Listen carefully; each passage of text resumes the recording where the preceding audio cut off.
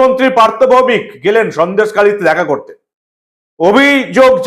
অভিযোগকারিনী যারা অভিযোগ করেছেন কারোর সঙ্গে তিনি দেখা করলেন না। তিনি মঞ্চে উঠলেন, তৃণমূলের নেতাকর্মীদের ভাষণ দিলেন, খেলা হবে এইটা শুধু মাথায় রাখবেন, এবং তারপর বললেন সন্দেশখালী এলাকা দখলের লড়াই চলছে, এইভাবে এলাকা দখল করতে পারবে না বিজেপি সিপিএম। সন্দেশখালীতে নাকি এলাকা দখলের লড়াই চলছে বলছেন পার্থ ভৌমিক, মমতা বন্দ্যোপাধ্যায়ের দলের নেতা এবং এই রাজ্যের একজন মন্ত্রী। ভাবতে পারছেন, সন্দেশখালীতে বাংলার নারীরা, মহিলারা নিজেদের ইজ্জত রক্ষার জন্য আন্দোলনে নেমেছেন তৃণমূলের নেতা নেত্রীদের বিরুদ্ধে।